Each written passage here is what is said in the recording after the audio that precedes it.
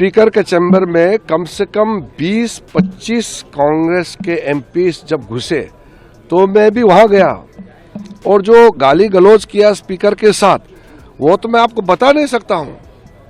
Speaker तो बहुत नरम आदमी है। जब स्पीकर को गाली गलौज कर रहे थे उस समय वेणुगोपाल जी भी थे, प्रियंका गांधी भी थी, वहां पे कांग्रेस के सीनियर लीडर थे और वो भी मिला रहे हैं, इनकरेज कर रहे हैं। अब्यूज नहीं किया।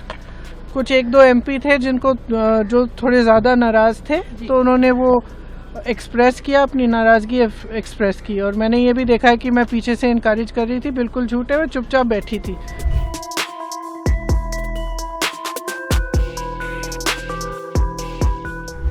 Parliamentary Affairs Minister Kiren Rijiju has alleged that 20 to 25 Congress MPs forcefully entered Lok Sabha Speaker Om Birla's chamber, abused him and threatened Prime Minister Narendra Modi.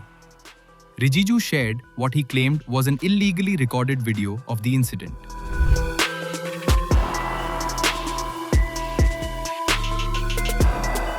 Speaking on X and to reporters, Rijiju said Congress MPs stormed the Speaker's chamber during a heated parliamentary face-off. He claimed the MPs used abusive language and issued threats against the Prime Minister inside the chamber. BJP और NDA का MPs को हम भी अगर खुला छूट दे देंगे तो वहाँ महाभारत नहीं हो जाती तो कितना खराब लगता है कि नहीं। तो हम लोग तो ये सब नहीं चाहते ना। 20-25 कांग्रेस एमपीस स्पीकर के चैम्बर में जबरदस्त घुस गए तो मैं भी दौड़ के गए कि भाई स्पीकर साहब के साथ क्या बदसलूकी किया जा रहा है। तो वहाँ इतना गाली गलौज किया गया। प्रियंका जी और वेणुगोपाल जी भी वही थे, उन्हीं के सामने में गाली किया है।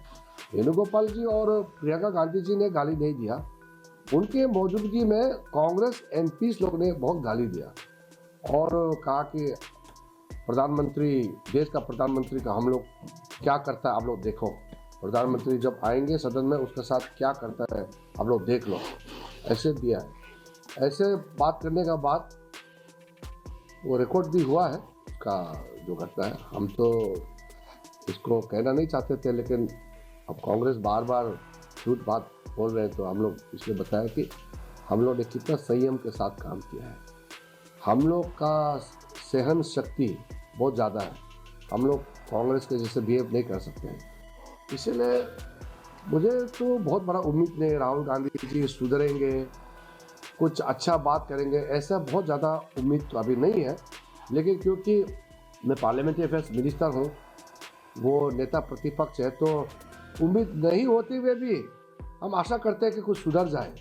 हम लोग तो विपक्ष में इतने साल रहे हैं, कभी भी हमने स्पीकर के सामने में ना कागज़ फेंका ना हम टेबल पर चढ़े।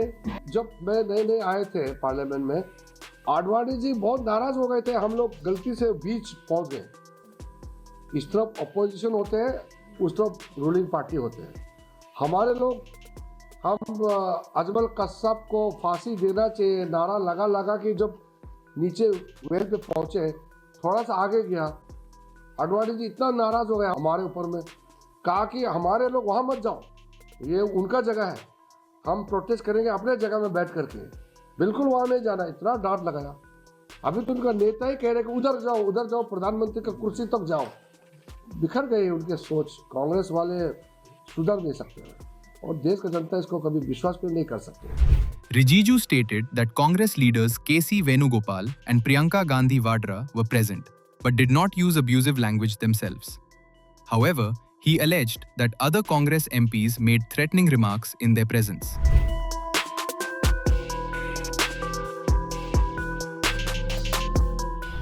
Rijiju claimed the BJP and NDA restrained their MPs to prevent chaos.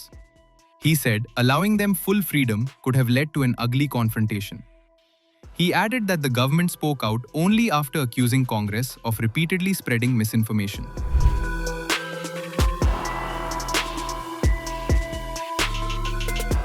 Abuse नहीं किया। कुछ एक दो एमपी थे जिनको जो थोड़े ज़्यादा नाराज थे तो उन्होंने वो एक्सप्रेस किया, अपनी नाराज़गी एक्सप्रेस की और मैंने ये भी देखा है कि मैं पीछे से इनकरेज कर रही थी, बिल्कुल झूठे हुए चुपचाप बैठी थी और अंत में मैंने एक दो चीज़ें बोली शांति से स्पीकर साहब को।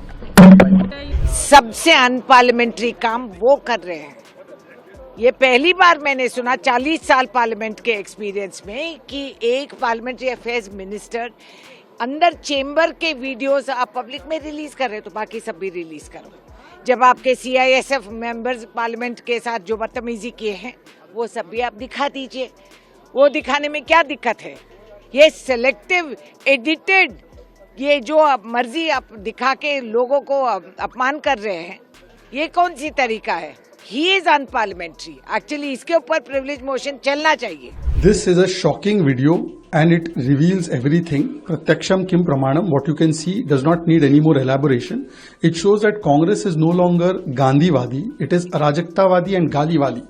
The manner in which 25 MPs are abusing the speaker, they're threatening him, showing him fingers. Now, remember the two other videos from Parliament inside the House, which have come, which was showing that how Congress was planning unprecedented attack on Prime Minister. Had Prime Minister gone, what would have happened? And when Speaker has exposed this entire plot of abuse and anarchy, they have brought no confidence motion against him. Congress, because of Rahul Gandhi's entitled and emergency mindset, puts Parivar Tantra above Samvidhan Tantra and abuses every constitutional office. Which office they have not targeted? Speaker office, President office, Prime Minister office, then you have seen Vice President office, Election Commission office, Chief Justice of India office. So actually people have no confidence in Rahul's politics of abuse and anarchy. Therefore, to divert from his failure and fakery, especially on Narvaneji's book, now he is resorting to abusing and anarchy against the constitutional institutions. It is a violation of parliamentary procedure. It is also insult of Ambedkarji's Samvidhan.